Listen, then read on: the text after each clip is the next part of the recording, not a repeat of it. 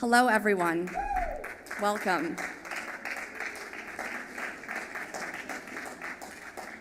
The day has arrived, the 13th annual Thought into Action Entrepreneur Showcase and Pitch Competition. 4 teams have been huddling with mentors and fine-tuning their pitches so that they could make a strong impression during the competition, which could earn them thousands of dollars in startup funds. Other teams have been preparing to meet you during our showcase, hoping to convince you to invest Iggies in their ventures. In addition to all of that, we have a panel conversation with a group of remarkable founders. They will engage us with their insights before they transform into our panel of judges for the pitch competition. It's a busy afternoon, lots of adrenaline here already throughout the Hall of Presidents. Your presence is vital to the energy of this event and its success. I cannot thank you enough for being here and being active participants in Colgate's commitment to entrepreneurship and innovation. Like the successful ventures that have started at Colgate, the university's own entrepreneurship and innovation initiative has grown and evolved. Colgate has deepened its programs and the ways in which students engage with the process of building ventures. We now stand on the middle campus for arts, creativity, and innovation, which gives these programs a physical presence in this place. For all of Colgate's forward momentum, this tradition continues, this annual gathering of Colgate people who know the excitement of asking big questions and finding unexpected answers. The foundation on which E&I is built, it is right here in this room. Problems and solutions, students, mentors, investors, and ambassadors. Thank you all again for being here to celebrate this milestone. Now I would like to introduce the moderator of our panel, Gus Coldabella. Gus is a partner at True Ventures. He helps the firm assess opportunities and risks in global public policy and regulation, especially around AI, cryptocurrency, cybersecurity, and other emerging technologies. He has served as acting general counsel of the U.S. Department of Homeland Security, chief legal officer of Circle, general counsel and chief compliance officer at Paradigm, and a litigation and government investigations partner at Goodwin Procter. Gus was vice chair of the board of trustees and president of the Alumni Council. Please help me welcome Gus and our pitch competition judges to the stage.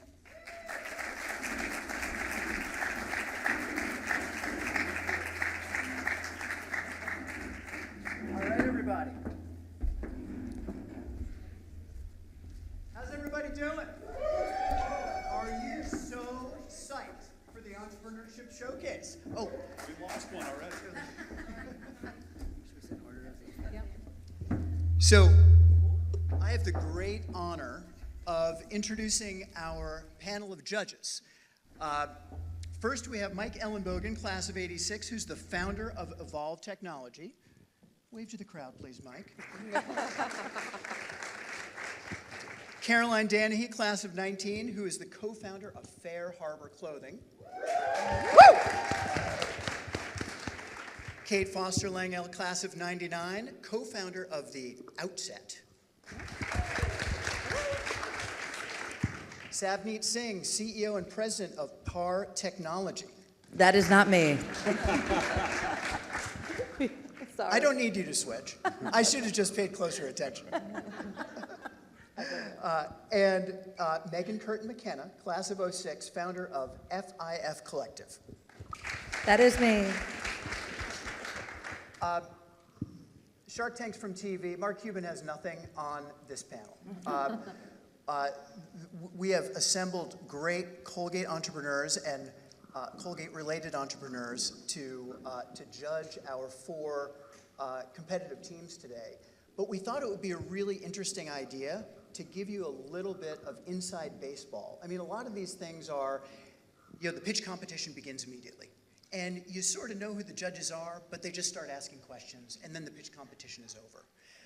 What we want to do today is let you get to know these incredible entrepreneurs and how they think about entrepreneurship, and also about how they think about making investments in the founders, such as the ones that we're going to see in a few minutes. And most importantly, get a little sense of how passionate they are about being founders and entrepreneurs, about the things that they have chosen to do. So let's kick this off with you, Mike.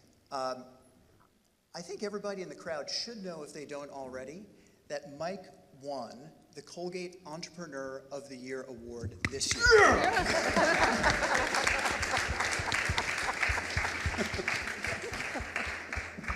This is truly one of the most prestigious awards that we give out at Colgate, and Mike is such a deserving recipient of it.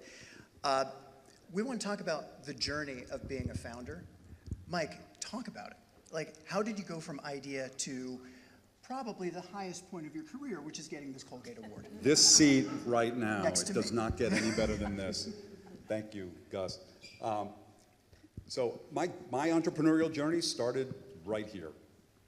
When I was a freshman, so that was 1982, and the only way you could get something to eat if you were up on the hill at 11 p.m. was takeout from Pizza Pub. I don't think anybody even goes to Pizza Pub anymore. So my last name's Ellen Bogan, and I'm sure through Colgate lore you've heard about Bogey's Hoagies. No? Yes? Anyway, we used to go down to Rogers Market, which is I think now the Hamilton Eatery, buy 100 subs for $1 a piece, sell them, walk around and sell them on the hill for $2, and kept us in beer money, which was legal at the time because the drinking age was 18 in 1982, and then it went up 1 year every year. So I've always wanted to start my own business. It was kind of in my blood, in my soul. I found myself years later in the security industry looking for ways to get out of the security industry. It was kind of slow, it was kind of sleepy, and then 9/11 happened. And change creates need, change creates opportunity, and for our country, there's probably few things that created more change than 9/11. So it created the Department of Homeland Security, it created TSA. That's where Gus and I first interacted many, many years ago. And I started a company that created the systems that TSA uses to screen suitcases, the checked baggage going into the belly of the plane for explosives. A company called Reveal Imaging Technologies. Reveal is now part of Leidos. When you go to the airport, you go through the body scanner, right, this thing? So that's Leidos. So Reveal is part of Leidos. It's in about 250 airports around the US, screening millions of suitcases every day, hopefully keeping all of us safe. I spent a couple of years after selling the company to Leidos in venture capital as an executive in residence, like Reese here, trying to figure out what I want to do as I grow up. And then Sandy Hook happened, and the Boston Marathon bombing happened, and that felt like the universe telling us, okay, we got to bring the band back together. So I started Evolve. And we create systems that you walk through that look for guns and other threats carried by people. Many of you may have walked through them at Citi Field if you go to a Mets game, at Gillette Stadium if you go. But schools are one of our largest verticals, hospitals, a lot of other locations that want to keep people safe. And it's a combination of wanting to do something, wanting to start a company, wanting to drive that process, loving technology development, and trying to do something that helps out. Thanks, Mike. That's awesome. Let's pull on the thread that Mike started. Obviously, there is a passion behind Mike founding the companies that he founded, and I know that there's a passion behind every company that you four have been involved with. Let's start with Caroline. What drove you to start Fair Harbor? Great question. So I'm Caroline, everyone. Thanks for having me. Co-founder and chief brand officer at Fair Harbor. We're a fully sustainable apparel brand based in New York. Funny enough, I actually did the Shark Tank competition 10 years ago. So this is a full circle moment. Andy, who's in the audience, I think he remembers. Andy Greenfield. Did you win? What was that? Did you win? I did win. We did win. We won $20,000 of grant money to start Fair Harbor. I was a senior in high school at the time. And so I'd come up for ACI Weekend. I started the company with my brother, who is my co-founder and the CEO of Fair Harbor. He was a junior at Colgate at the time. It's funny, he was on the men's lacrosse team, so he had a lacrosse game the next day. My dad, who's also in the audience, had to drive him to the lacrosse game later that night. And so I think, so we started Fair Harbor back in 2014 with a sole purpose and mission to help protect the places we all love from plastic waste. And to date, we've actually recycled over 40 million post-consumer plastic bottles into our apparel. Thank you. Thank you so much. We're certified B Corp, and I think overall, though, the reason why we started Fair Harbor was we saw more and more plastic waste wash up onto the shores and onto the beaches of Fair Harbor, the place that we love, and hopefully create an emotional connection between our customers, our community, to inspire change, how they can live their life more sustainably. And hopefully, I'm a big believer that change and positive change can have a ripple effect in our society. And so that purpose and that passion drives me to do what we do every day. And so, yeah, it's funny to be here and be back here, but I had a mentor growing up, and he said that if you can combine a passion and a purpose with something that you're really determined with a skill that you are driven at and you continue to work on, that's really where the special sauce is. So I'm very excited to hear more about the founders today and the businesses that everyone is creating, and to give my perspective and hopefully have someone else launch their business and see how that continues to thrive. So thrilled to be here. Amazing. Thank you. Oh, and sorry, last shout out from the audience. Also, Jenny Olson is here, who is a close advisor, investor, and friend of mine. And I just want to give a moment to the Colgate community has done everything for us. We wouldn't have a brand if it wasn't for Colgate and specifically Jenny. And there's just so many people in the audience. So if anyone's here a student, I would highly recommend making the most of networking opportunities today and just speak and share your story, meet people, because we would not be here if it wasn't for all the amazing people in the room. That's so awesome. Class of 91, Jenny Olson. Kate, tell us about what drives you. Yeah, I don't know how I follow that. I mean, we were sitting down here before, like getting teary-eyed a second ago about how much we love Colgate and how much it changed our lives. But I started my career in corporate and found that I was constantly building things inside larger organizations, and ultimately led me to having my first startup, which was a word-of-mouth product recommendations platform. I saw a problem that all of these sponsored posts were creating challenges of inauthenticity, but a word-of-mouth recommendation converted higher than anything else. And I was like, can you create a platform that amplifies those one-to-one individual recommendations at scale? So I did kind of the unthinkable and left my cushy corporate job and went and created this digital platform. And after 3 years of hustling and bootstrapping and wanting to pull my hair out, it was acquired by a multi-billion-dollar media company. And that was right before COVID. I was like, oh my God, that worked out. But I ultimately then wound up meeting through friends Scarlett Johansson, and we both had a similar pain point, which is we struggled with sensitive, acne-prone skin and felt like you want performance results in skincare, but if you have sensitive skin, you can't tolerate these products. And so we wound up creating a brand called The Outset that is now an award-winning brand that is designed to deliver hydrating, great skin results without irritation.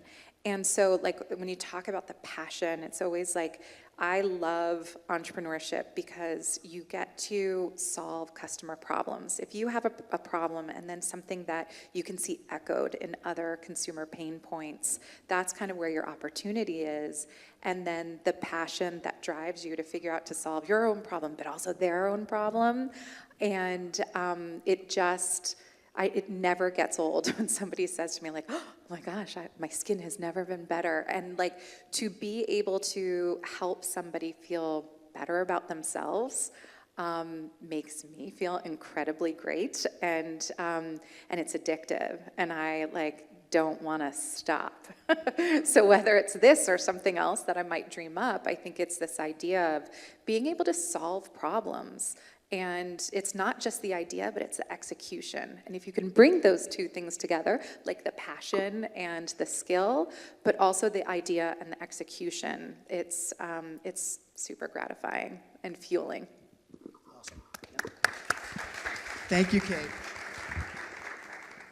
I want to hear about the passion from you too, but I also want to pull on one thread that Kate was talking about, which is it is not a straight road to becoming a founder, starting a successful company. We think of founders when they're successful. Bezos is renting out Venice for his wedding, but the road is not straight. So, Megan, as you're talking about your journey, talk about some of the twists and turns. Well, I can definitely talk a lot about twists and turns. Hi, everybody. I'm Megan McKenna. And as these co-judges here were talking, I started to really think back of what really did drive me to become an entrepreneur. And a lot of that does resonate with the fact that I went to Colgate, but more importantly, that I played on the women's basketball team while I was here. And we were the only team still to this date, in history to make the NCAA tournament. And we played against Pat Summitt. And the amount of pressure, the amount of drive that it took to wake up every day and go down to our pre-games for 5 o'clock in the morning wake-ups to lift weights and run, I think that kind of turned me into the competitive human that I am today. I spent, I'd say, 20 years in corporate, similar to Kate over here, always in rooms with a bunch of men. I was a banker both at JP Morgan, HSBC for 10 years, and then most recently at Stifel. And I realized, where my passion lies is not only curating really good rooms of people, but having like-minded folks around me that I can share my passion with and wake up happy every morning. So during my garden leave in between my time at HSBC and Stifel, I decided, you know what, I'm pretty bored. Let me start my own company. So Females in Finance Collective was born. We are a group of female founders, CEOs, CFOs, venture partners, and private equity partners on the investing side. We do curated networking events in every major city where we have a concentration of women. We do job placement for CFO roles, and we have specialized in board advocacy to get women on boards. We've only been in business for 21 months, coming up on our 2-year anniversary this year, but we have 1,400 members. We have partnerships with the likes of the New York Stock Exchange, PwC, Ramp, NetSuite, a whole host of those that are selling into the seat of the CFO, and honestly, it's just the beginning. But it was all born here at Colgate and kind of a willingness to do something different and make it through a lot of obstacles that came along with playing Division I basketball. Amazing. Thank you, Megan. 78, I am so psyched that you're here. You are the only person on this list without a year after your name. Not yet. Not yet. But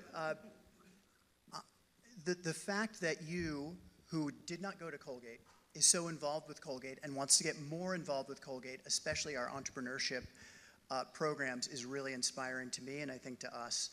Talk a little bit about that and tell us about yourself and PAR Technology. Yes, so I run a company called PAR that's literally located 20 minutes down the road. It's a really incredible entrepreneurial American story. It was founded 60 years ago on an Air Force base that used to be here. We were Palantir before Palantir. The company was called Pattern Analysis Recognition, and we were a bunch of data scientists hired by the US government to ostensibly kind of find communist threats and crazy stuff like that. And then our founders, as some of you might relate to, mother took the money from that business from her kids and bought a McDonald's store. And she kept complaining that McDonald's didn't have a good system to manage the cash register. And she said this, not me, and she was an Italian, sort of a blunt Italian immigrant, and said, they don't teach Americans to do math, so I need a better system at the cash register. And so on her request, they actually invented the point of sale terminal, the device that you see still today, this McDonald's cash register that says PAR on it. And it was an amazing journey. They invented it in 1978. McDonald's started using it in 1980, and the company went public in 1982. And so these were founders in their early 30s from this area, one of them on the board of this institution for a long time, that took a tech company public, well before that was normal. And the company had a great run in the 80s, one of the fastest growing companies in America. And then for 25 years, kind of went the way of most Midwest or upstate New York manufacturing companies. That sort of went from being this enormous company to every single year getting smaller and smaller, because it got stuck as this hardware and services business, this business that says, hey, go buy your software over here, and then when you need hardware, come buy us. And that's just a tough business. Long story short, we, in 2014 or 15, bought a small software product, and they recruited me to join the board of the company, thinking, hey, you're a young guy, you're from upstate New York, you know a lot about software, now you're running an investment firm, do you want to get involved? And so I joined the board, and like all sort of interesting situations, it ended up being a disaster. Our CFO went to jail for stealing money. We were under DOJ and SEC investigation for bribery and corruption. This is what I mean by twists and turns in Yeah, the day. we had what's called an activist shareholder fight, and this is a true story. You can look this up. He wrote a paper, literally a paper, put it public, and said, the founder of this company should have run a PhD at Colgate for value destruction, as having the worst performing company in like the history of America, blah blah blah, all this crazy stuff. It was wild, and I was, I was in my I was like 32. I really didn't deserve to be on a public board. It was like, what the hell just happened? Like I was. Thought this was gonna be a fun way. I make a bunch of money for doing a few meetings a year. Like this is crazy. And so I was an entrepreneur, and so I kind of went to the management team and said, hey, I know the new guy. Let me go see. And so I went to the team, and I come back to the board, and I'm like, listen, we got to sell this thing. Like this is just a disaster. We have $200 million of revenue, but only $5 million is this software thing that's actually valuable. And like everybody hates each other. The NPS is like -60. The employees hate us. The customers hate us. Like the only articles on Google are negative. Like this is not fixable. So the board kind of did the opposite, said, let's go find a new CEO. So we went to go find a new CEO, and guess what? Nobody wanted the job. And so, when I became the CEO, I was there to sell the company. I said, hey, you're the guy I've been saying sell it, go sell it. And so I get there, and I'll end this real quick, which is a true story. I get there on the first day, you kind of meet the whole team, and I'm really thinking I'm gonna be flying back from New York. I'm gonna kind of pretend I'm doing something and sell the company and be the hero of it. And on the first day, the CFO comes in at the end of the day. He's still our CFO today, and he tells the story better than I do. And he walks in, he's like, hey, nice to meet you. Awkward news. We don't have enough money to make the end of the quarter. So what do we do? And so we were like, I call my wife, and I'm like, I'm trying to swear here, but I'm like, I'm gonna be the CEO of a bankrupt company in bumblefuck upstate New York, and I'm gonna be stuck in court for 2 years. Like, what the hell did I just do?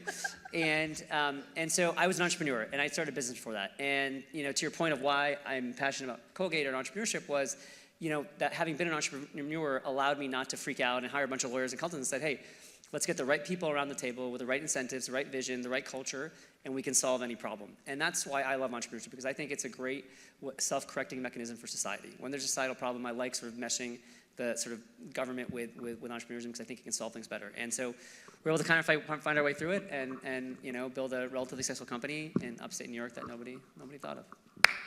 That's awesome. I hope you find time in and among all of your duties to write a book about that. One of the things that the TIA program has focused on with students this year is entrepreneurship for social good, and whether there's any sort of a tension between providing a benefit to society and making money for a for-profit venture. I want to ask some of our panelists about that. Why don't you start, Caroline? Absolutely. So I was the resident tree hugger of our family. I tried to yell at everyone to turn the lights off, bring reusable bags to the grocery store. My bat mitzvah theme was actually go green when I was younger. And I don't know, I've always just had this inherent responsibility to do what's right from an environmental standpoint. I went to activism events all throughout growing up. I actually had a fashion blog too, all throughout middle school and high school, and it was all dedicated to sustainable fashion through vintage shopping, consignment shopping, and it was my way to make old clothes new again before Fair Harbor. And so I think doing that and having a foot in the fashion industry while I was still in school, I understood too that I could do what I wanted if I put my head on straight, if I focus on what I wanted to do and make the time for it. And I think it's all about time management at the end of the day too. And so when Jake and I first started, so Fair Harbor, I didn't say this, but Fair Harbor is a small beach town our family grew up going to and spending all of our childhood summers on the coast of Long Island. And that is really the whole ethos of the brand. It's why it's really kind of every mechanism of our childhood spent there is really kind of the inspiration for the company that we have. And doing that and knowing that from the beginning, we wanted to create a fully sustainable apparel brand from the ground up. It was the lens that we looked through for every single decision making. So whether from the fabrics that we use to the factories we work with to how we write our employee handbook. And so actually doing the B Corp certification, B Corp, for those of you who don't know, it's an incredible organization that a group of companies based on certain qualifications can actually be a part of this. And they went through every single from how much water our toilets use in our office to the fabrics that we use, the factories we work with. And I believe that it can be done if that's what you focus on. And it's how we incorporated, everything into our margins. And it really, sustainability is everything that we do at Fair Harbor, but I don't think you have to sacrifice profit for purpose.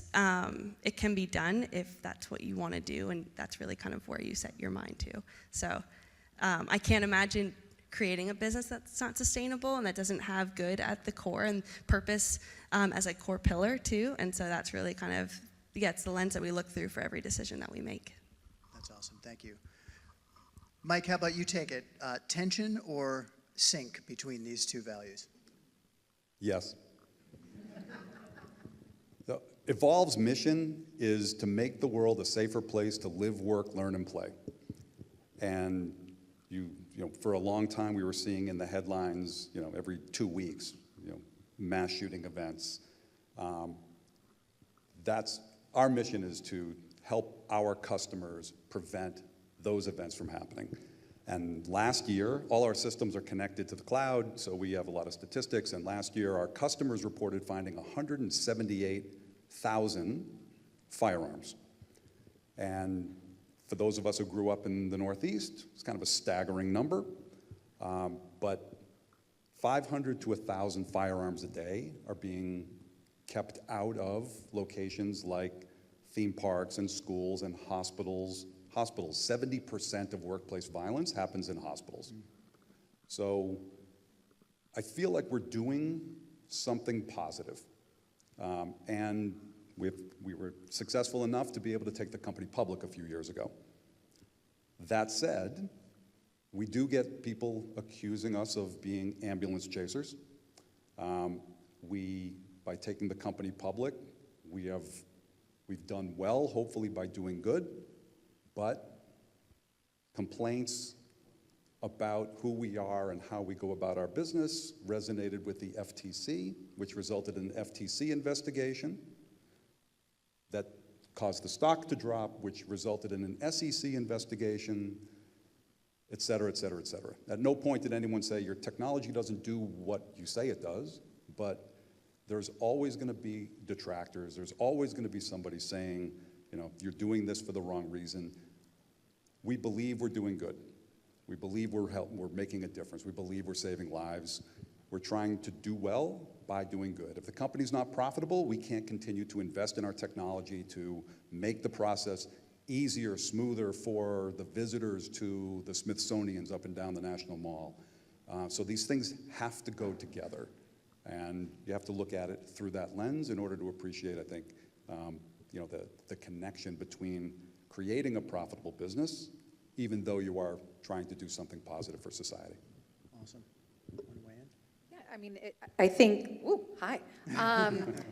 I kind of go back to what I said before about the problem-solution piece. If you're solving a consumer problem, then I think that there is somewhat of an altruistic benefit to that, you know, and I think that really comes down to like entrepreneurship 101 is, particularly in the consumer space, is identifying a problem and figuring out how to solve it. And so if a consumer can benefit for that, I think that's a good thing.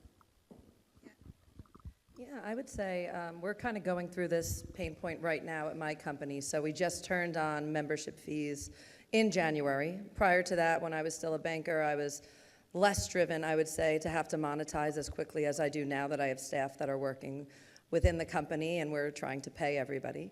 But what I will say is it has been unbelievably shocking to see how quickly people are willing to pay for something that is a value add. So I think as long as you are doing something for the right reason, as long as you are adding value with whatever solution that you have, then people will pay for it and they understand that there is a cost to anything that's worth having usually is not free. So that's kind of where we are today.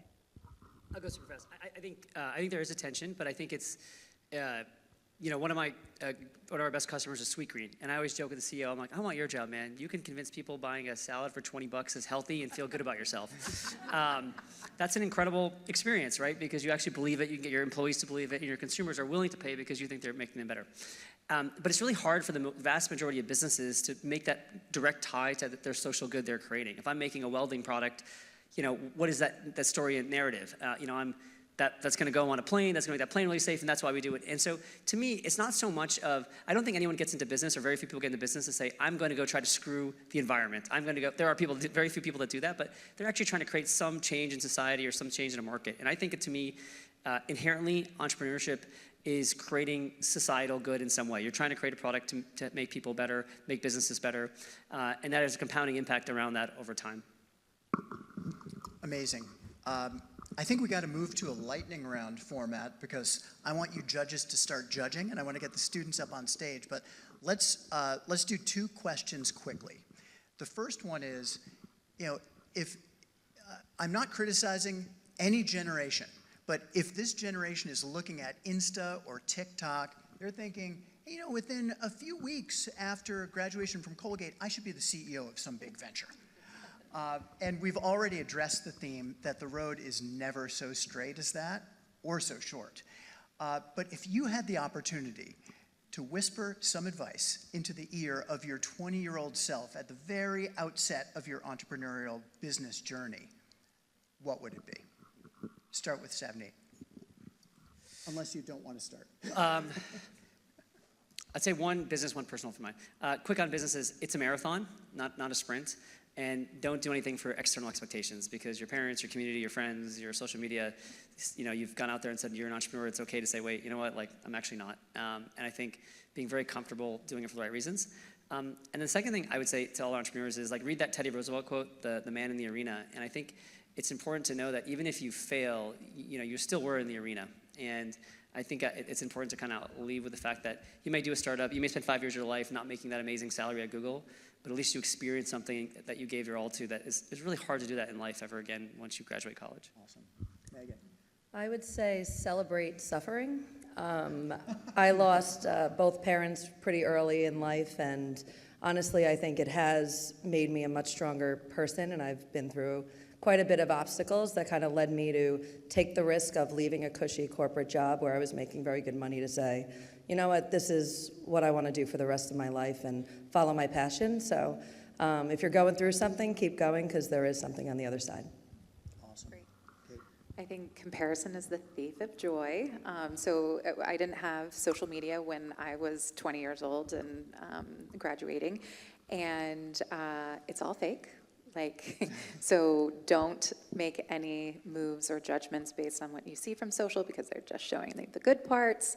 And so it's really about that journey of learning and developing and growing, failing, pivoting, trying, moving, to expect being as smart as you are going to be in 20 years, to expect that on day one is unrealistic. I would say to trust your gut and lean in. Starting a business so young in high school, we had plenty of people that told us, my brother and I, that we didn't have enough experience, or we weren't old enough.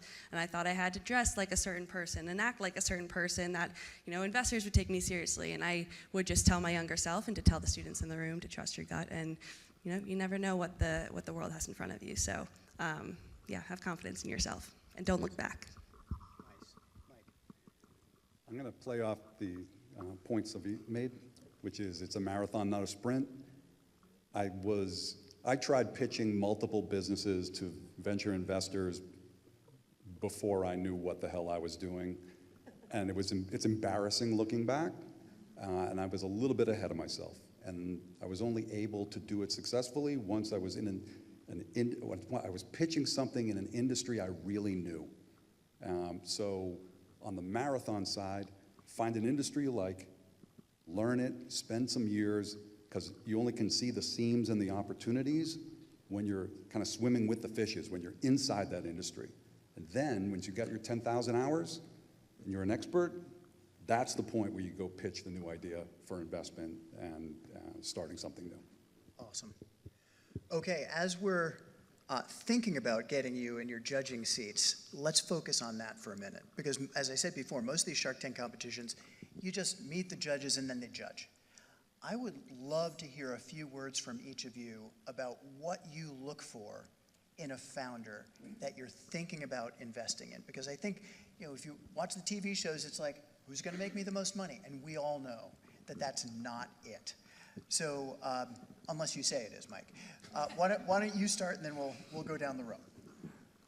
You heard it last night. It's founder, founder, founder.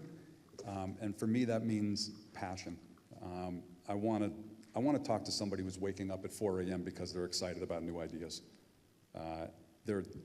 ups and downs are going to come, and it's the passion that helps you keep those speed bumps from becoming roadblocks, and that's what I look for. Yeah, in addition to passion, which I echo, grit and determination. I think, we got a lot of early friends and family investment, not from the board short that the Velcro is falling off of, but for Jake and myself and the vision that we were building and the brand that we really always had our sights set on. So, there's been ups and downs. We have gone all around, but at the end of the day, we've had the grit and the determination to push us forward. And I think looking at the founder first, I think that's definitely a big part of it. But also seeing that spark in their eye that they can take it. It might pivot, it might move, but being agile and be able to work through and push through that hurdle. Awesome. Yeah, I completely agree. I've had the great opportunity of being a TIA mentor for the last 6-something years. So worked with dozens of entrepreneurs here at Colgate, and the 3 things I always say: curiosity, persistence, resilience. Those are the things I think you have to have in order to keep pushing. Well, they took all my answers, but I would also add to that the ability to multitask and work with good people. I think being a judge of talent is something that is also underrated.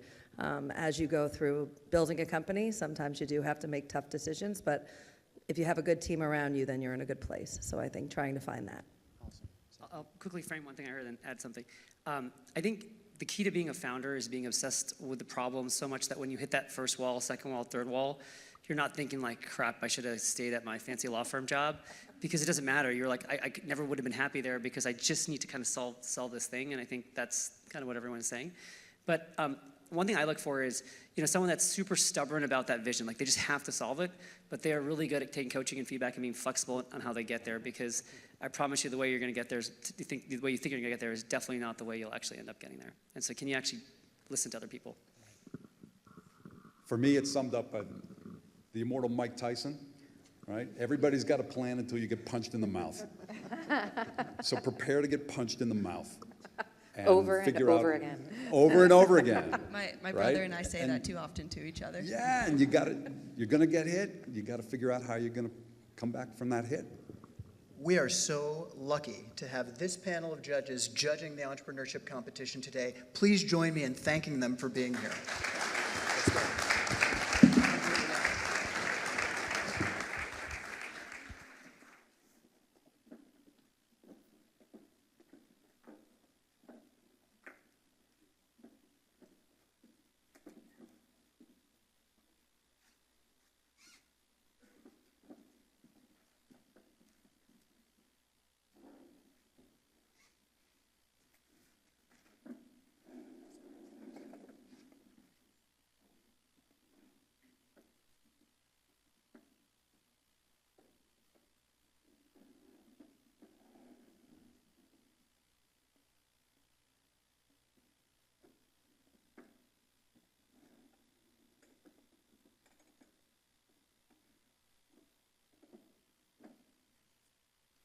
Thank you, Gus, and thank you to our panelists as well.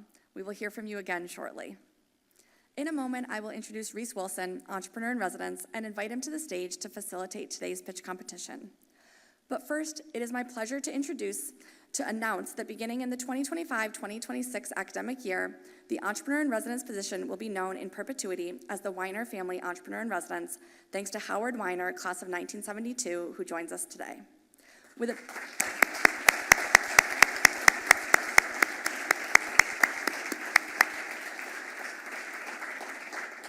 With a background in private equity investing, Howard has established a permanent endowment that ensures the long-term sustainability of our entrepreneurship and innovation program. Because of his generosity, many future generations of Colgate students will receive the guidance and resources they need along their entrepreneurial journeys. Thank you, Howard.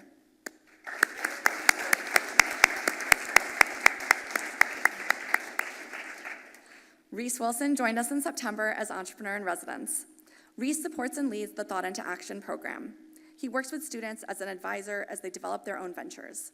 He recruits and trains alumni mentors who support student businesses and nonprofits. He is able to do all of this because he has a background in design thinking, architecture, and technology startups. He attended Hobart and William Smith colleges on a Fulbright scholarship and majored in architecture with a double minor in entrepreneurship and education. As a first year, he launched UTime, an ed tech business, and the first student startup to be enrolled in the Launch New York Founders Go Big program. He now channels these experiences into supporting ambitious student entrepreneurs. Please help me welcome Reese to the stage.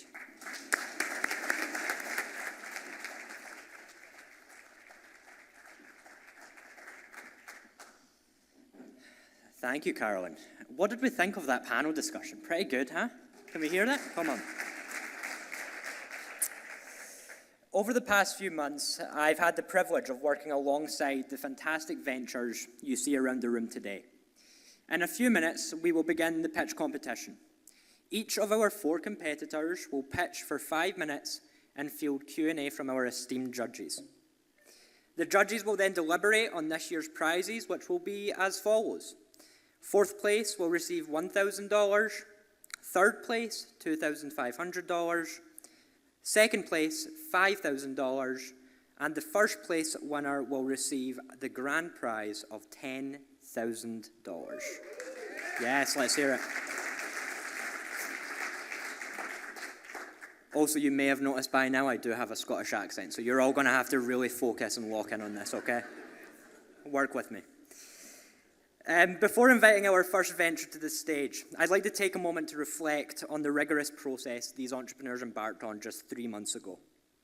After rising to the top of a competitive applicant pool, these 4 ventures have worked tirelessly through multiple weekly prep sessions with myself and alumni mentors, many of which I see in the room today, to refine their pitches and prepare for today's main event. I would like to extend my gratitude to the nearly 30 alumni mentors that supported the TIA program this year, and my colleagues, Carolyn Strobel-Larsen, Christian Vishy, and Cheryl Pushler, an additional one because we've been seeing this today, our amazing engagement interns and our peer advisors team that you will find listed in your programs today. Without all of these individuals, today would not be possible. It truly does take a village. I would like to also express how truly proud I am of all of the ventures in the room today. Building a business as a student is difficult, and getting it to the stage at the TIA Entrepreneur Showcase is nothing short of extraordinary.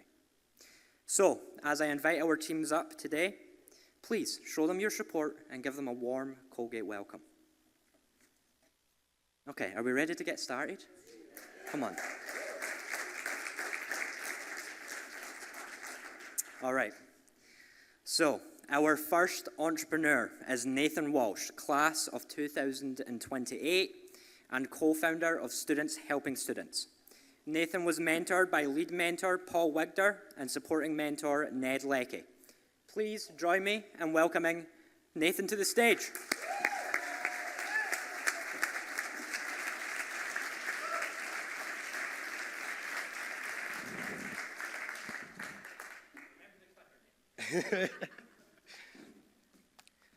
Hi everyone, my name is Nathan Walsh. I'm a Jamaican international student and the co-founder of Students Helping Students.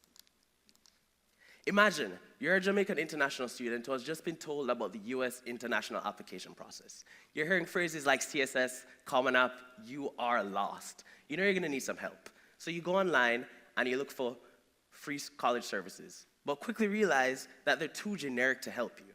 Then you look for paid college services, but realize that it's gonna cost you 10% of your disposable income. For reference, that's like making $150,000 a year and it costing $15,000. Ridiculous. So what do? Most become one of the 86% of international students that apply to the US and don't get in each year. That's the story of my co-founders and I. We tried the free help the first time and got rejected from a combined 20 schools. We got better acceptances around the second time, but paid more than the average citizen could afford. We realized that these cannot be the only 2 options. We wanted a midpoint, an affordable, personalized college help. That's when we thought of Students Helping Students. What we are is a team of international students that have gone through the application process and been successful and want to pass on that advice and experience we got to our customers at an affordable price. A team that has already helped empower our customers to receive over $100,000 in scholarship funding. We have 2 products. Our full application review allows you to review every part of your application starting from $60. Our general college advising is an online 1-hour Zoom call starting at $40 where you can talk through anything related to the college process. Our mentors get 50% of the product that they service, giving them an average salary of $20 an hour. And because people need help at several stages in the application process, we're expecting a customer lifetime value of $200. What makes us special is our balance between affordability and constructive help. At the center of this are the mentors you see on screen right now, who not only have an affinity for constructive help, but have gone through paid college services and want to pass the advice that they receive directly from these professionals to our customers. To date, we're currently only operational in Jamaica. That Jamaican college market is dominated by two organizations, College Co and AIM. They both have an elitist target market and are not accessible to the average citizen. Our prices are drastically lower than our competition. Our services are open to all. We don't require you to have an above 3.8 GPA like College Co. And we have several good recommendations so far, unlike AIM, who have been losing popularity recently. Now, this might sound convincing, but you still might be asking, why should I trust a bunch of college students with my future? Aside from our affordability, how we aim to entice our customers is through our results. By leveraging and broadcasting every success story we get, we not only give our mentors field experience, but let people know that this works. And we know this works. In the last 6 weeks of the college season where we trialed our product, we were able to empower our applicants to receive over $100,000 in scholarships. The market for underprivileged international students, specifically the lower and middle class, who, as I've shown, tend not to have an option for college help, is $300 million. That market is vast, with Jamaica making up 2.5 million, the broader Caribbean making up 12.5 million, and regions like Southeast Asia and Africa accounting for the rest. We plan to capture more of the Jamaican market before expanding into the broader Caribbean. We want to drastically increase our social media marketing. We want to place student brand ambassadors in the biggest high schools in Jamaica. And we want to partner with guidance counselors to ensure that if they get questions about the application process that they cannot answer, they refer those students to us. Our revenue goal for 2025 is $100,000. In order to do this, we're already in the process of onboarding an additional 40 mentors to keep up with the customer increase. Going into 2026, we aim to branch into the Caribbean market. We want to trial our products in the biggest Caribbean countries to see where it's most responsive. In order to realize our expansion, we're seeking $10,000, with $2,200 towards our Jamaican expansion, $7,000 towards our Caribbean expansion, and $800 towards website and staff recruitment. Thank you all for listening.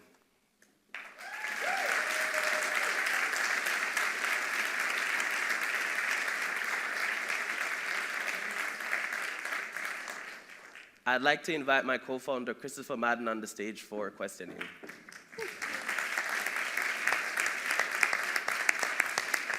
Good afternoon. It's an honor to be here with you guys. Okay, let's go into questions. Mike, can we start with you, and we'll work our way down the row. Congratulations on your success to date, and that was a great presentation. Thank you. You talk about a $200 lifetime value of a customer. Any idea what the customer acquisition cost is to you? I can take that. That's an excellent question. So our customer acquisition cost is around $2.50 right now, which is comparatively high. But over time, because most of our focus is on social media marketing, that will hopefully decrease over time through economies of scale, because most of our customers will then spread through word of mouth, and then of course that's free.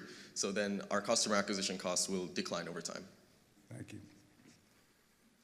So in terms of marketing and going beyond, I guess, what's your ambassador program and getting actually like foots on the ground and being able to be a part of the student's life and be, I guess, like have a larger impact? What's that strategy? Yeah, so our student ambassadors, we plan to put them in the biggest high schools in Jamaica, and they're basically going to be the point person at that school, responsible for giving announcements to the assembly and marketing at that school to get people really familiar with our product.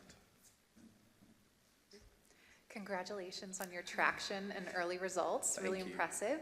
Can you talk to me a little bit more about your competitive advantage? What's the moat you're building around this? Why are you perfectly equipped to do this and prevent competition from coming in? That's a great question. So what makes us special is our mentors, and the fact that what makes us different from our competitors is the fact that we rely on these mentors who are able to give professional college level help to our customers. So we're able to give not only affordable help, but a similar quality help as these mentors. And just to add on to that, one of the greatest aspects of our services is inclusivity. As you could see with College Quo, they have a GPA cutoff of 3.8, meaning if you don't reach the 3.8 cutoff, you don't get to any help. You get to navigate this process with no assistance or guidance. So I think that's what makes us stand out. Similar question, what prevents your two competitors from doing the same thing and sort of recruiting students and saying, I'll pay you $25 versus the $20 over time? That's a good question. We're not worried about them lowering prices right now. Our business are apples and oranges. They have a business that works. We're not in their target market. They are helping people in their own way. We're actually looking to partner with them to refer students to us that are not able to afford their services, so we can help more people. So looking at what you're looking to raise and what the funds are going to be used for, it looks like as far as your scaling goes, you're very focused on selling services to students, but I guess one of the biggest things that it looks like you need as you scale is more mentors. So how are you going about attracting new mentors and finding those people that are going to kind of make the business run? So as my partner previously mentioned in his presentation, we have 40 potential mentors on standby, but as we continue to grow in demand, we'll have a vetting process where we have potential candidates come, we interview them, and we give them a sample essay where we gather feedback and we compare it with feedback of an actual college professional. And if it meets the specified criteria, that means that they can ensure and maintain high quality work towards our students. And we'll also have social media marketing just to advertise job openings, and we'll be able to gather more mentors to just meet the demand. So these mentors will primarily be alumni of paid college services, whether it's ours or our competitors. Thank you.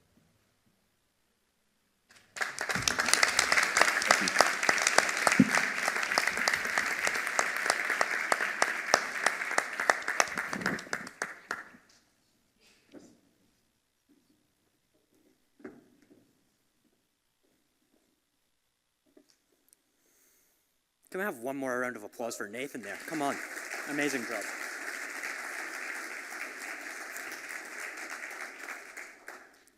Next up, we have Talia Broder, class of 2028 and founder of Vitalize. Talia was mentored by lead mentor Brian Horry and supporting mentors Joe Brozek and Jason Zucker. Please join me in welcoming Talia to the stage.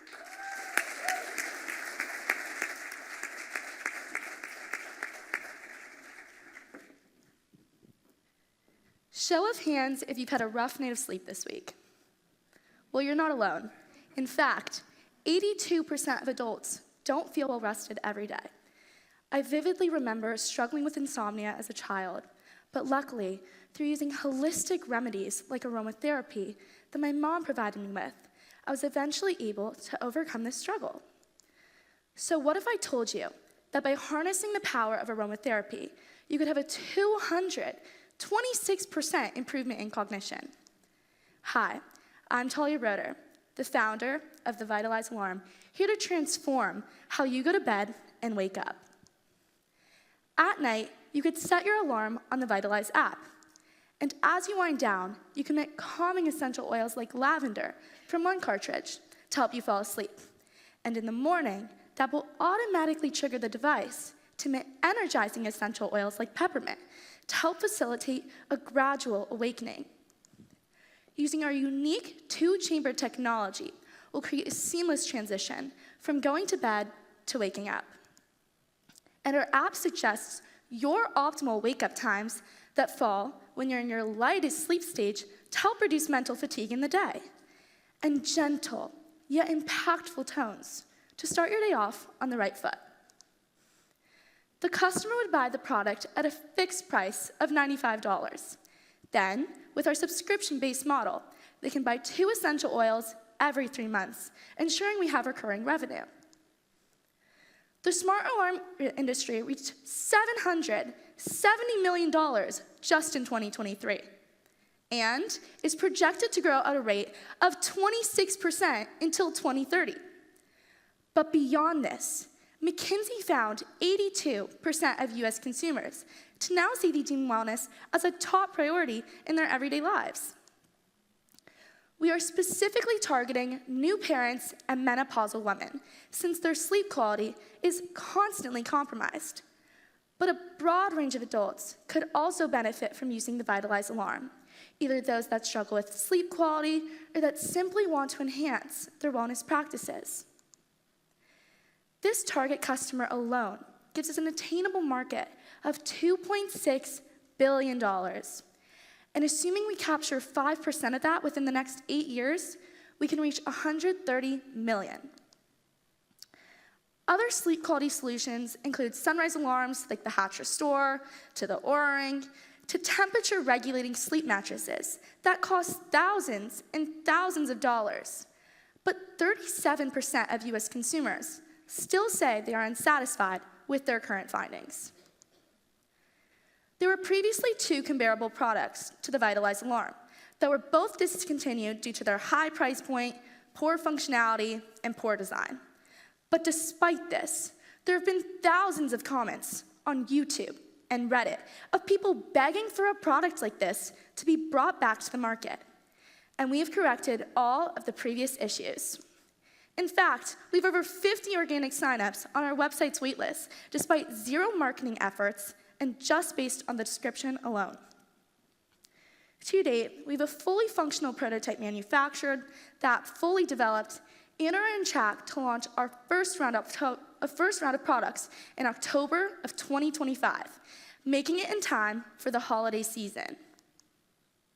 We are seeking $50,000 to produce the molding fee, our first 350 products, and to begin actively marketing. We will not only be direct to consumer through our website, but we will also be setting up tables in stores in LA to gain traction. We are already in the process of getting half a dozen stores to agree to carry our product that are like smaller and highly curated boutiques. As for our marketing strategy, we have cultivated relationships with the editorial teams of Montastic and Total Beauty and are expected to run ads through their sites. We will also be doing sponsorships on social media platforms and be distributing products to wellness bloggers to gain traction. So join me and get ready to enhance your nights and energize your mornings with the Vitalize alarm.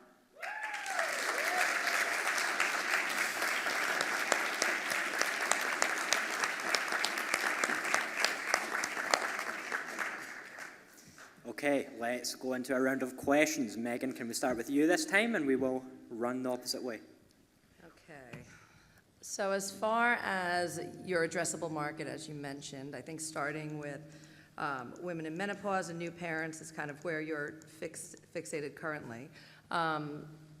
What is the cost to create one of these? The cost is $26 per unit. How'd you come up with your pricing? The pricing is $95 because, according to the other products that have failed in the industry, they were over $200. Because of this, there wasn't a proper entry fee. And also, the price of $95 allows us to make most of our revenue with our subscription-based model, so that's where we're looking to make most of it. I'm sorry, the subscription is on the oils? Yes. Then? Okay. And what about your manufacturing? So you're kind of like, you have 2 separate things. You have the oil piece and then also the hardware. Mm-hmm. What about your manufacturing allowed you to reduce the price point if that's what the barrier was to customers previously? So we are producing our product in China, and they are able to produce it at a low price point of $26, and our essential oils are only $1 to produce as well. So those will be lower as well. Great. Just a quick follow-up too is, do you have a patent or any other type of protection around the hardware? So currently, we believe the most important thing is to get our product into the hands of consumers. Because of this, we aren't as focused on the proprietary component as well, but we are looking to get a design patent. Also, in year 4, we are looking to integrate a proprietary component for our oil cartridges that follows a similar model of the HP cartridge chips. And so that's where we would get a utility patent for. Thank you. So thinking about the customer at the end, congratulations, by the way. Thank you. Presentation was great. What do you see as the biggest barrier of entry into being a part of someone's daily routine? Like, how do you, in terms of, what do you think your biggest challenge will be thinking about the customer? We believe this is something that could easily be incorporated into people's lives. Given that from the conversations that I've had with other individuals, if they use the hatch alarm, it's something that they're excited about. So I believe there's low barriers for that. So I come from a hardware company. I've built a lot of hardware products, and it ain't easy. Can you just talk a little bit more about like who designed the actual device and the process of getting it into production? Yes, so I've been working on this alone, and I was responsible for all of the product design. However, I have been working closely with a manufacturer for the past 2 years. They have an engineering team who I've been working closely with to develop the 3D renderings, and we've been working on those together.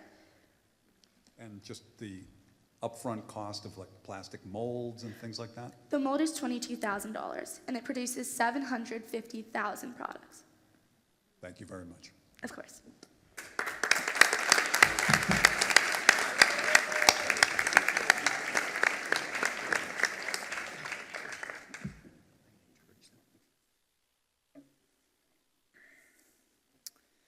How are we all feeling right now? I mean, we've just seen two fantastic pitches, right?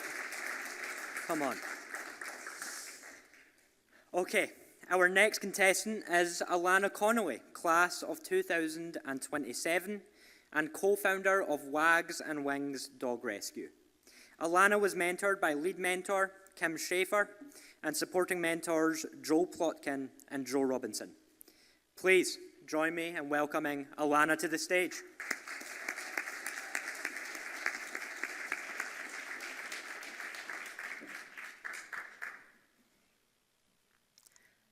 These are the top 5 things to do in Cancun, according to TripAdvisor.com. So naturally, as a 16-year-old on a family vacation, the one thing that I wanted to do was visit a dog rescue. I'm not sure how that would miss the list, but when I was there, I was drawn to this dog that was it was so heartbreaking. She was so weak. I held her in my hands and I could feel her bones, and I couldn't leave her there. So my mom ended up posting these pictures on Facebook, and the post blew up. People were commenting, just bring her home, do whatever it takes. Then they started sending money for travel costs. So a week later, I had named her Nakia, and against my dad's better judgment, we were booking her flight home. Nakia had a happy ending, got adopted about 10 minutes away from me in Rochester, but I was still thinking about all the other dogs in Mexico. I later found out that there are over 16 million dogs living on the street in Mexico. And because of the sheer number, many of the dogs fall victim to illness, abuse, and even inhumane euthanasia. I wanted to help them just like I helped Nakia. My name is Lana Connolly, and I'm the founder of Wags and Wings Dog Rescue. We are a nonprofit organization, and our mission is to rescue homeless dogs from the streets of Mexico to give them a second chance at life with loving adopters in the US. But you might be wondering, why Mexico? Well, in the US, 6% of the dogs don't have homes. They're either in shelters or on the street. But in Mexico, over 70% are homeless. Dogs are not meant to be living on the street, so this is a huge issue. In comparison, the US has 117 times as many rescue organizations than Mexico. So per 10,000 stray dogs in Mexico, there's less than 1/10 of a rescue to help them. We are one of the only rescues in Rochester that gets dogs from an international country. Also, we provide a behavioral guarantee, which means we will work with owners if behavioral issues should arise to come up with a solution. And we also have an in-depth adoption process, which I'll explain through the story of Maui. So first, our partner rescue in Mexico got Maui off the street and prepped her for travel. Then we found a transporter who was already traveling from Mexico to the US who volunteered to escort her across the border. When she got here, she went to a foster home for 2 weeks for a quarantine period, and after checking references and meet and greets, she found her forever home. On the financial side, we pay our rescue in Mexico $50 to $100 for vet costs. Then, transportation costs $125 for the flight. Our fosters are completely from a volunteer basis. They don't have to pay anything. We don't have to pay them because they're volunteering their time. And our adoption fee is $550. And we can pull from a fund made of the remainder of the adoption fee if there's medical emergencies or unforeseen travel costs. In the past 4 years of being in operation, we've rescued 33 dogs, had 68 donors, and raised over $10,000. But we're not stopping there. In 2025, we're very excited to announce a brand new business model that will include chartering a plane of 30 dogs to the US. That is almost doubling our impact in just one flight. So we will do this by building partnerships with airlines and other rescues to find adopters, and also running more initiatives to fundraise and grow. So unless anyone wants to donate a private jet, looking at you, Rob, our ask is $10,000. $3,500 of this will go towards the remainder of the charter flight not covered by adoption fees. Another $3,500 will be for fundraising initiatives and partnerships, and the last $3,000 will cover liability insurance so we can run more events. We'll implement this into our 2-year timeline. First, we're going to strategize, mostly focusing on fundraising and building those partnerships. Then, by the end of the year, we will have gotten our 30 dogs here and gotten them all adopted. After that, we will begin marketing by expanding on those partnerships and social media sponsorships, so that then we can streamline our revenue by building donor relationships and applying for recurrent grants. And in 2 years, we will assess our progress and where we are in comparison to our 5-year goal of rescuing 100 dogs per year and expanding our adopter network across the US. And if you're still not convinced, just look at Nakia today. Because we're not going to stop until we can rescue as many dogs as we can, just like her.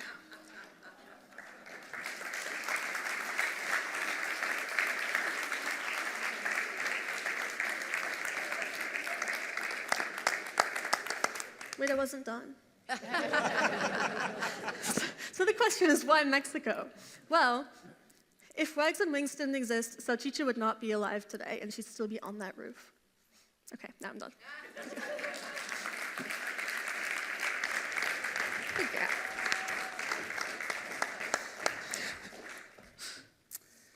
Questions? Mike, let's start with you. Well, first I have to wipe the tears out of my eyes. And thank you for a wonderful presentation. It feels like the dog shelters in the United States are pretty full. So how do you differentiate yourself? How do you create demand, right, for adopters for your unique value proposition?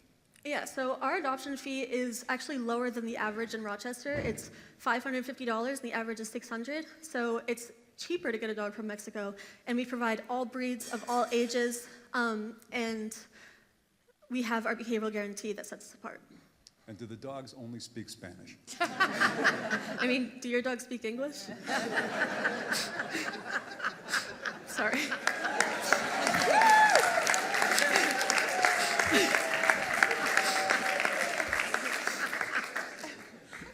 That's very funny. Great job on your presentation. Quick question. What is the testing process like for dogs? And I'm not as familiar with this world, so just in terms of like the health conditions, and if you could just walk me through that, that would be very helpful. So our rescue in Mexico helps us with that. They get the dogs off the street and get them all prepped, and the vet costs are extremely low there. You can get them spayed for $17, which is crazy. But and then they have to get vaccinated for rabies and distemper before they come to the US, and then we usually don't have any vet problems here. Interesting. Thank you. Okay, so excellent use of props. Salchicha. As a rescue dog mom, you really got me. Can you tell me just a little bit more about your vision? What does success look like for you? Is it eradicating homeless dogs in Cancun, or is this a model that you think is scalable to other territories that are in need?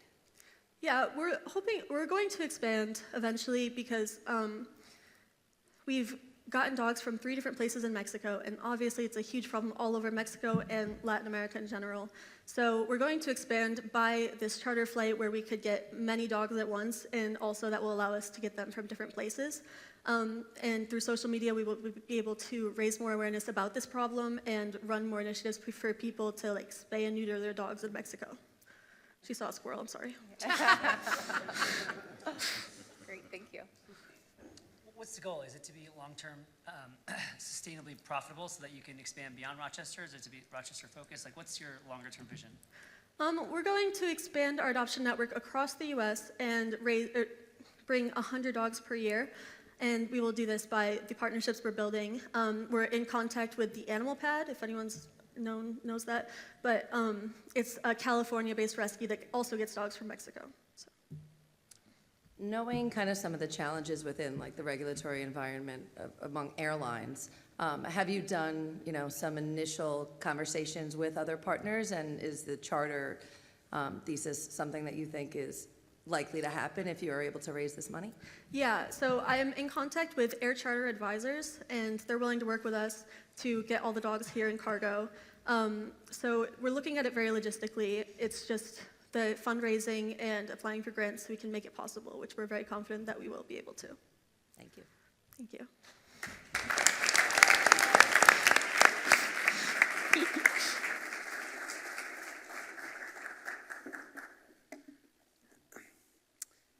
Doing these events, there's always surprises that come along the way, and I am surprised to just find out today that Alana has a future being a comedian. So fantastic job, Alana, there. Robert, I think you've got a conversation to be had after the competition here.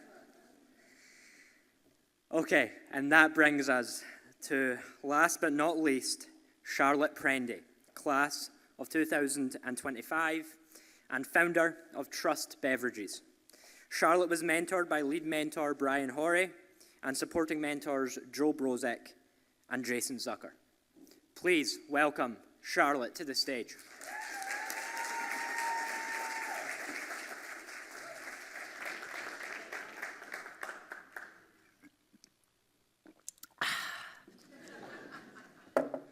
Hi, I'm Charlotte Prendy, and I'm excited to introduce Trust, a participant in the rapidly growing gut pop market as a natural, vegan, omega-3 beverage crafted to support digestive health and mental well-being. While many individuals can improve their gut and brain health with Trust, our initial focus is on individuals in eating disorder recovery, specifically those with co-occurring mental health challenges, such as depression and anxiety. Last year, I developed anorexia nervosa, but it was the overwhelming symptoms of depression and anxiety that pushed me to the brink of taking my own life. Unfortunately, I'm not alone in this struggle. Nearly 30 million Americans suffer from an eating disorder each year. As I went through intensive mental health treatment, I came to understand the connection between our gut and brain, also referred to as the gut-brain axis. Eating disorders harms the gut microbiome, which can impair its ability to send crucial signals to the brain, causing an increase in inflammation and the production of harmful chemicals like cortisol. This imbalance between the gut and brain can be self-perpetuating, as the psychological stress from disrupted eating harms the gut, which in turn can harm the brain. This is the problem we're solving with Trust. Our solution to these issues is the key ingredient in every Trust beverage: algae. Algae is a sustainably sourced powerhouse of omega-3 fatty acids, which play a pivotal role in balancing the gut-brain axis. Studies have shown that omega-3 supplementation can cut depression and anxiety symptoms by 1/3.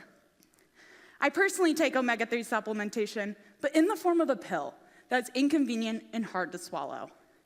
This is why I created Trust, a natural and hydrating beverage in the flavors of lemon and lime. I now invite you to try the beverage in front of you.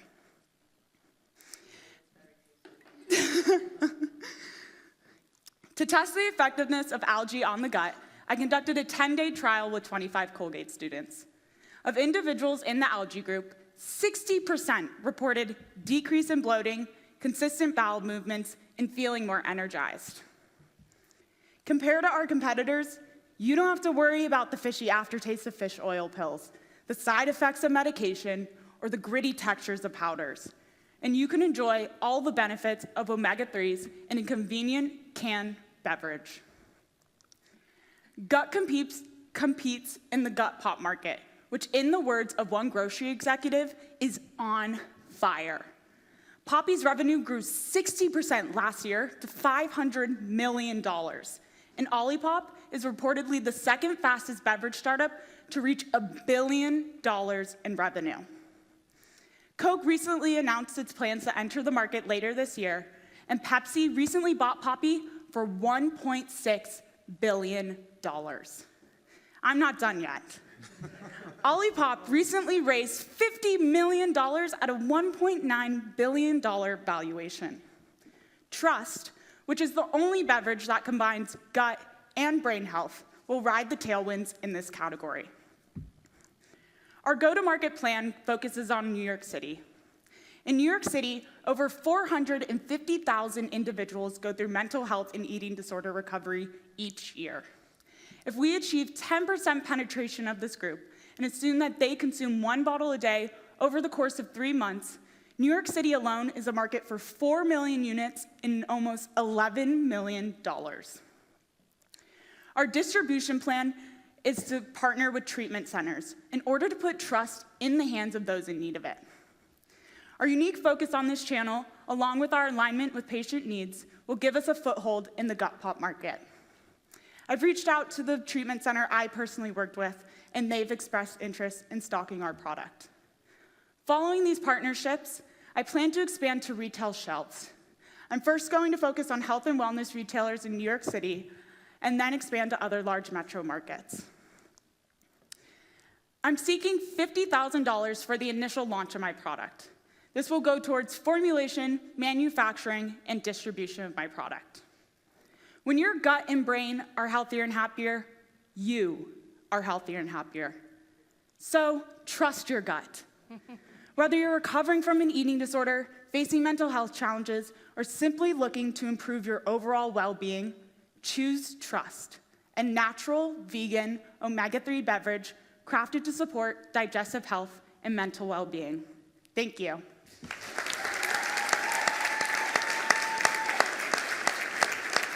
Oh, I guess I still need this.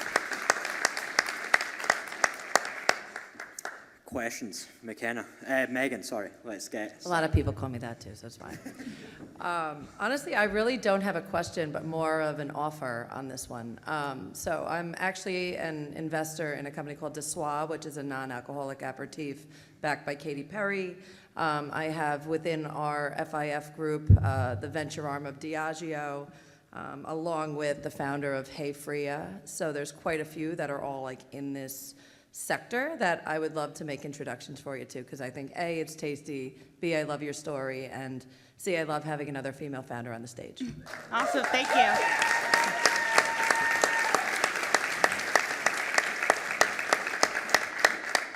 Tell me how you're thinking about cost versus price once you get it on shelves. Sorry, I couldn't hear you. How are you thinking about cost versus price? What's it cost to produce and to make, and what are you thinking of charging for it?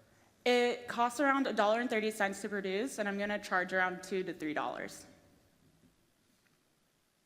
And can you tell us what you know about the distribution model? Like beverage is somewhat of a complex industry. Do you have to have a distributor on? Tell us a little bit more about the rollout and distribution plans for that. Yeah, initially I'm going to be the distribution, so I'm going to go straight to the treatment centers in order to build that relationship with them and also distribute the product. So we could avoid that cost. So hi. Hi. Hello. Great job. I had got to meet you a little bit earlier, and you did mention that you were making the delicious drink. But how are you thinking about partnering with a manufacturer to kind of get the perfect combination for your drink? If you could just walk me through that, and also thinking about scale. How are you taking it from you doing it yourself to now scale and kind of building beyond as well? Yeah, great question. So I'm going to work with a flavor house based in LA. And so essentially how a flavor house works is you give them your requirements in terms of nutrients, sugars, how you want it to taste, and they come back with different flavors. You test depending on which one you like. Then you pick that flavor, you get the nutrients label, and you send it to a co-packing center, which will then manufacture and label it for you, who I've already been in contact with in New Jersey. Great, thank you. Is there any requirement for FDA approval, or how do you demonstrate efficacy to actually how do you demonstrate that you're supporting the gut-brain axis as you describe beyond the 60 Colgate students? Yes. So with the FDA, you can go through that process. It does cost some money. Actually, a bunch of other companies such as Poppy, Olipop, they're not technically FDA approved. It's just like what they say is what they say. So I've already ran one efficacy trial and I'm planning to run another one with around 100 plus people over the course of 6 months.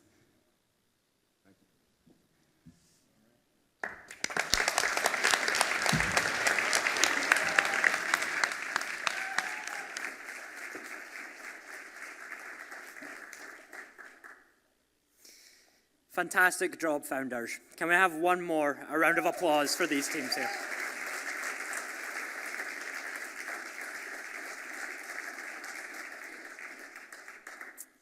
Before we move on to the networking and investment game, I would like to share some very exciting news.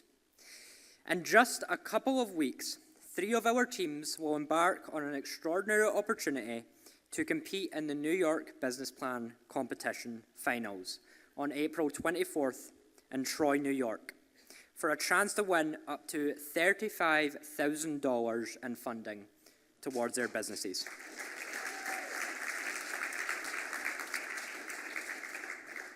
These teams each placed first in their industry track at the semi-finals in Syracuse just last weekend.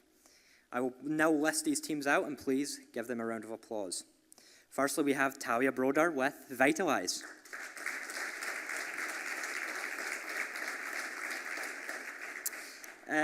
Next, we have Charlotte Prendy with Trust Beverages.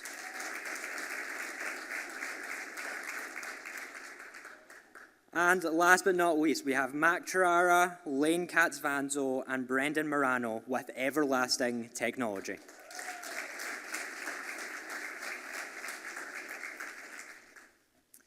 I look forward to traveling with these teams to Troy, New York in just a couple of weeks and seeing them pitch for a chance to win some funding. I would now like to recognize and announce the teams that will participate in the TIA Summer Accelerator program. The TIA Summer Accelerator is a transformative opportunity for ventures led by students and recent alumni, as it allows the founders a chance to go full-time on their ventures. Over the past 12 years, 56 teams have participated in this program, and awardees receive $10,000 in non-dilutive grant funding, along with hands-on mentorship from experienced entrepreneurs and additional startup resources from within the Colgate community. These teams have been selected for this year's program.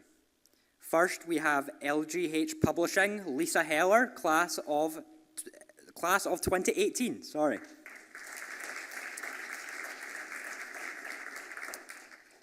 Next up, we have Rendezvous, founded by Hunter Macy, class of 2020. We also have Schneer Agritech, founded by Dia Badawo, class of 2025, and Janve Camaria, class of 2028. And we also have the Vitalize Alarm by Talia Broder. And last but not least, we have IntelliLight by Paolo Sachdeva and her co-founder, Azaz. Please.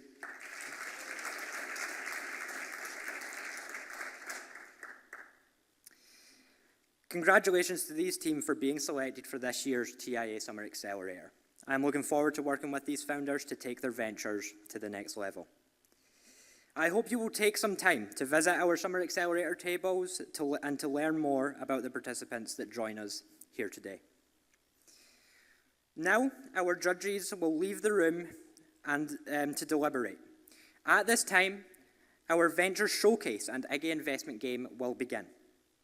This is your opportunity to speak with our other TIA ventures in the room and help them receive grant funding towards their ventures using the Iggies in your envelopes that you should have received when you walked in today. Each envelope has 4 Iggies, and you must invest them in 4 different ventures.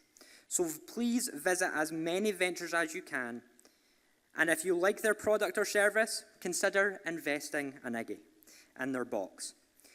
After today's event is over, the Iggies will be totaled, and each venture will receive a portion of our total grant funding pot of $10,000. Can we hear it for that? Come on.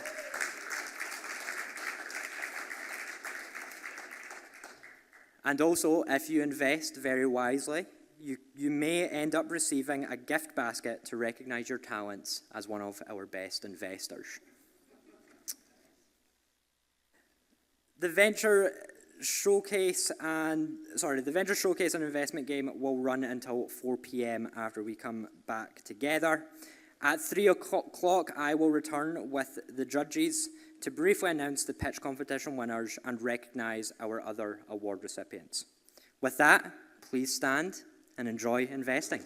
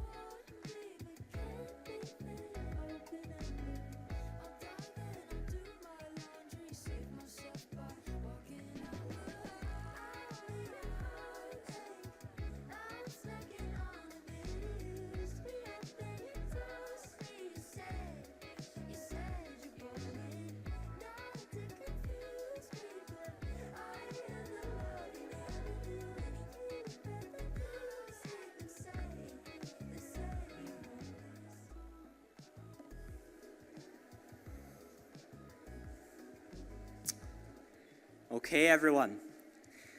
The judges have now returned to the room and are ready to announce the 4 prizes today. So please take a second to wrap up your conversations and find your seats.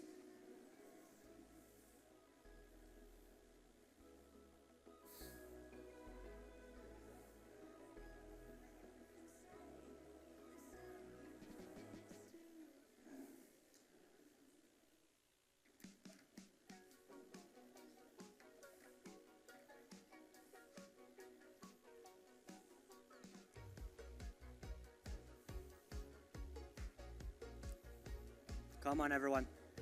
Start to find your seats. Thank you so much.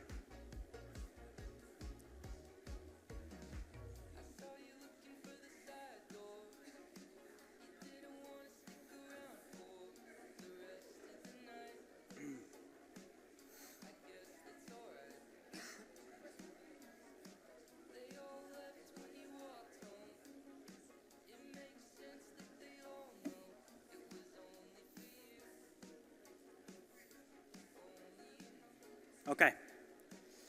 All right, everyone. Before we announce the pitch competition winners, I would like to highlight a new program in Colgate's Arts, Creativity and Innovation Initiative, the Clifford Family Innovator in Residence. This program, made possible through the generosity of Trustee Emeritus Christopher Clifford, class of 1967, his wife Keena, and their daughter, Carrie Clifford, class of 1993. Let's hear it. This program brings innovators from across different fields in the arts, entrepreneurship, pedagogy, and technology to share their knowledge and work with the Colgate community.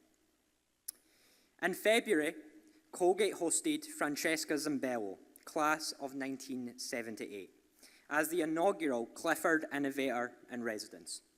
Zambello is the artist director of the Washington National Opera. And please direct your attention to the screen and take a look at her 5-day residency.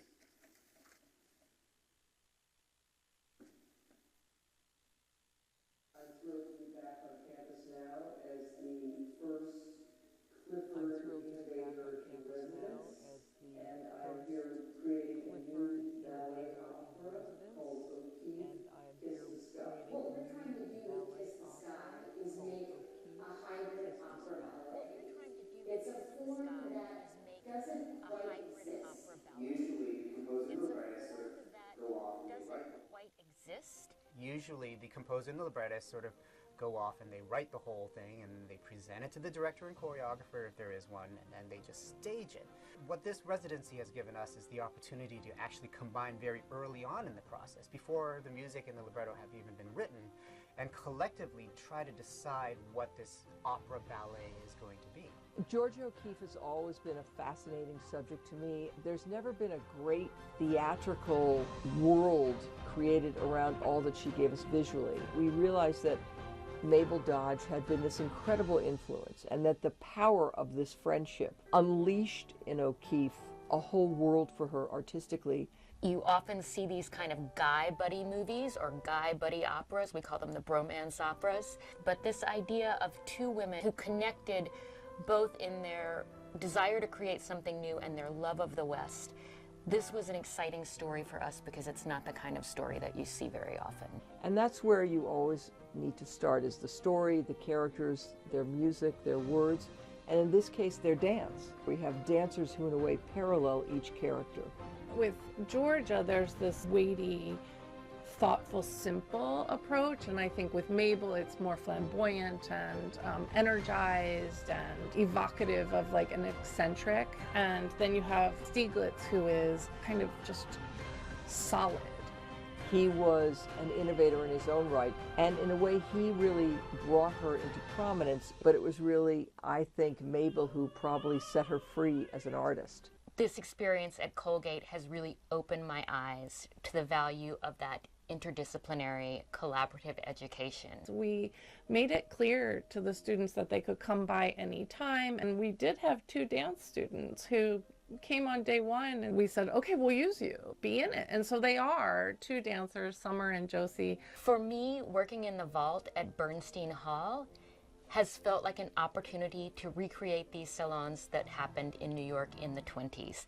There's this incredible energy and excitement in this intimate space, having audiences on 2 sides.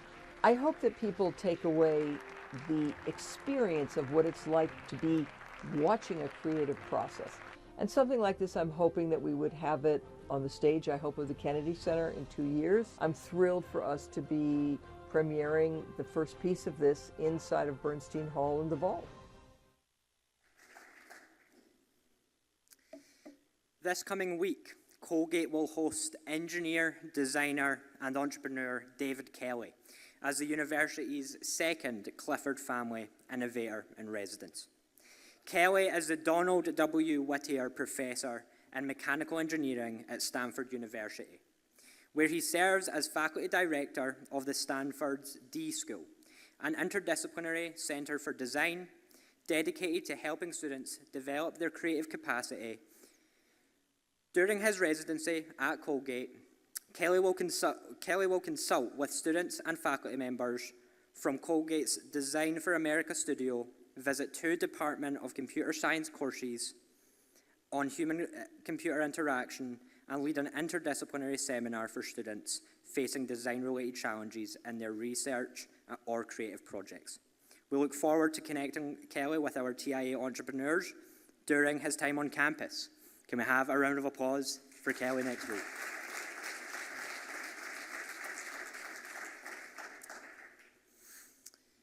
Today's program would not be possible without the support we receive from members of the Colgate community. We rely on our volunteer mentors for their expertise and guidance, advising the participants in our programs. The mentorship that they give to our entrepreneurial teams is truly invaluable. Thank you to our mentors for all that they do, and for those of you in the audience who might be interested in serving as a mentor, please come find me afterwards or speak with another member of my team. As I said earlier, it takes time and effort to develop a venture, and it takes resources. Conducting customer research, product or service development, prototyping, marketing, and the many other steps needed to bring a solution to life all require financial resources. Teams that join TIA have access to critical seed and acceleration funding donated by alumni, parents, and friends like you in the crowd here today. All of the seed grant funding that today's teams are receiving, from the investment game winners to the pitch competition winners to the summer accelerator teams, comes directly from the generous gifts to support entrepreneurship and innovation at Colgate. We are deeply appreciative to those of you who have made gifts to support our programs and fuel the success of these entrepreneurs. If any of you might be newly or doubly interested in supporting entrepreneurship at Colgate, you can make a gift at colgate.edu/give-to-E&I, or by scanning the QR code on the screen now. Okay. With that, I would like to invite up our 4 showcase finalists back to the stage. Nathan Walsh, Talia Broder, Alana Connolly, and Charlotte Prendy.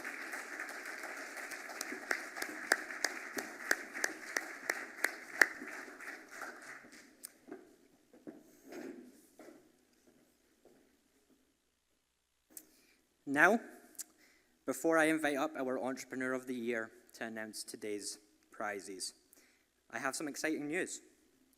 While we were in the room deliberating on today's prizes, it was a tough decision. And in fact, one of the conversations had was, Reese, I wish we had 4 $10,000 prizes that we could give to each of these teams. And so, I am so thankful and grateful to confirm that Mike and Megan have agreed to contribute $8,000 to the prize amounts today, which will allow our entrepreneurs to walk away with $2,000 additional dollars. Please.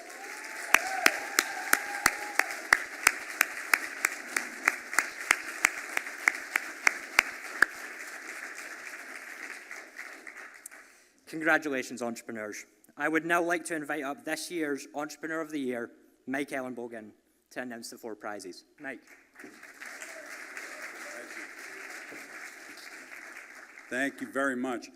I can speak on behalf of all the judges and say we completely abandoned this whole process, and we've decided, look, we're entrepreneurs, this is what we do, and we realize there's a great opportunity for classes to teach dogs English. And so that's what we'll be, and we're looking for investors. You guys were amazing. Your passion for what you're doing just shined through. It was an incredibly hard decision, and we didn't have that much time to do it. Your presentations are fantastic. Really, like, I don't know, another round of applause for the presentations. I mean, truly, like, you guys could be on the real Shark Tank tomorrow. So thank you for your great business ideas and the obvious hard work that you put into getting to this point. So thank you so much for that. So one of the things we want to do is give some feedback. And I have a colleague who uses a framework that I really like. He tries to give feedback as, here's what I like, here's what I love, and here's what I wonder about. All right? So, like I said, the business ideas are fantastic. And as we walk through some of our decisions, that's the framework that we used to say, here's what we like and love, and here's what we wonder about. So, with that, what we'd like to do is honor our fourth place winner, Wags and Wings. You can stay there.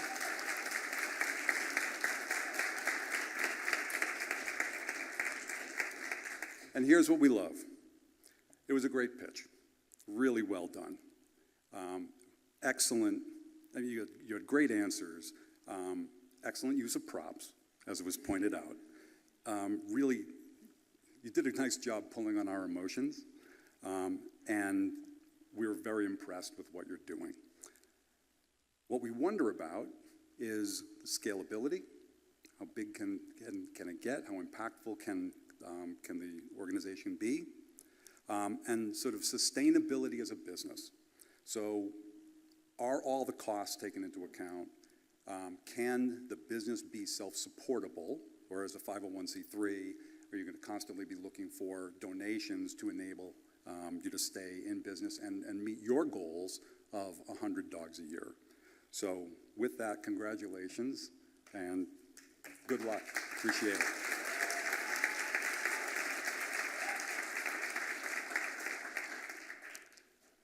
So our third place winner is Vitalize.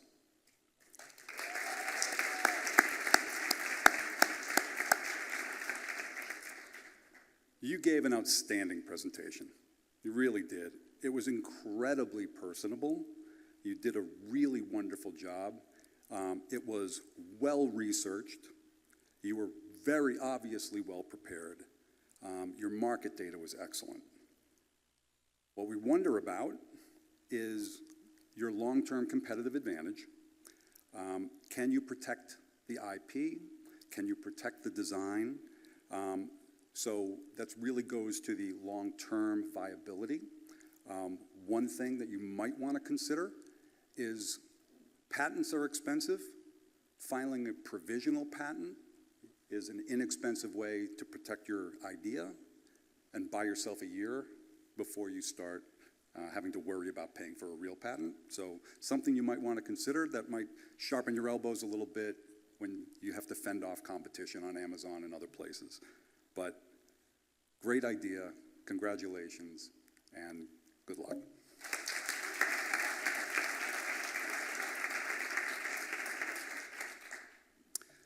Our second place winner, and this was really hard, but we would like to award second place to Trust.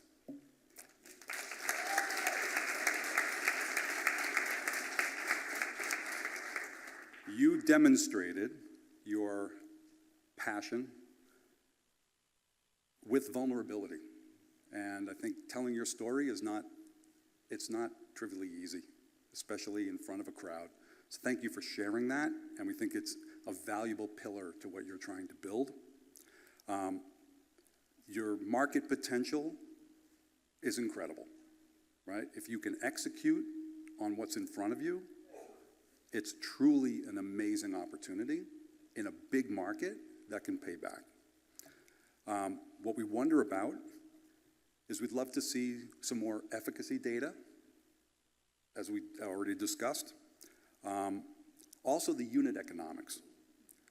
the idea of $1.30 cost for $2 to $3 sell price, I think we got to sharpen your pencil on that.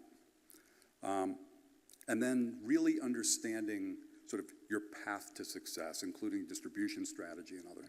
But again, congratulations, you really brought it, and all of us were incredibly impressed. So, and good luck.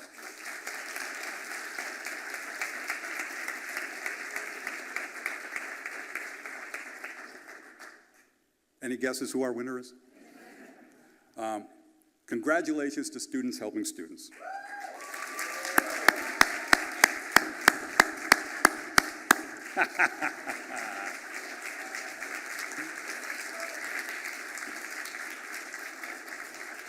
Come on over, guys. So, what we like and what we love. It was well researched. You guys clearly have great passion for what you're doing. You've demonstrated feasibility. You've got a strong growth plan and a path, right? You've thought out how you get from where you are to where you're going. What we do, an excellent presentation, and clearly you're on the path to success and growth. What we do wonder about a little bit is your competitive mode. How long can you sustain and grow what you're doing and drive scalability? But otherwise, please, everybody, join me again. Congratulations.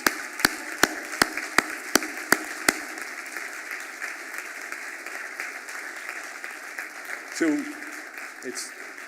it's not easy going first. You did a great job. Good luck. Appreciate it.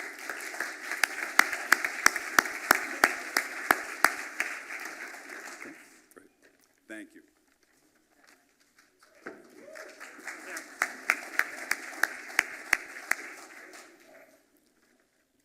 Can we hear it once more for these extraordinary students?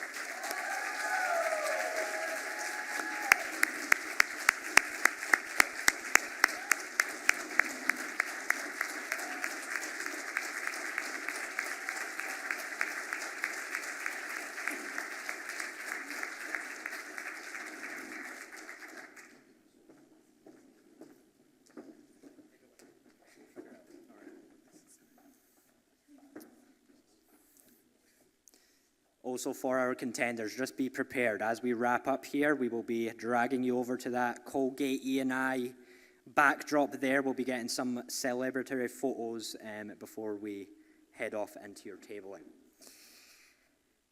Finally, as we wrap up, I would like to express some gratitude.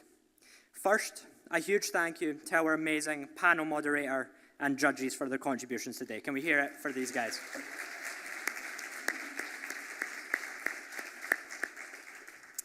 Next, deep appreciation to all of the dedicated staff and partners who helped to make this event possible.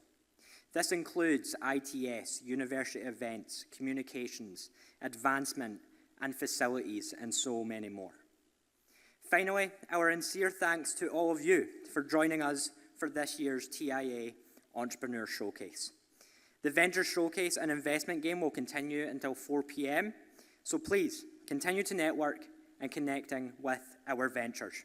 Thank you so much, everyone. One final round of applause.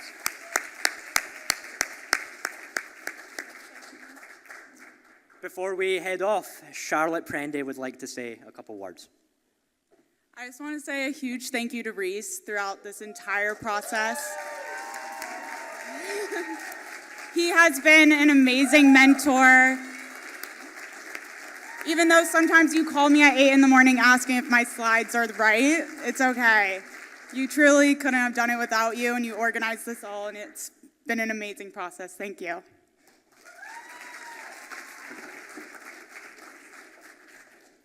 All right, thanks, everyone.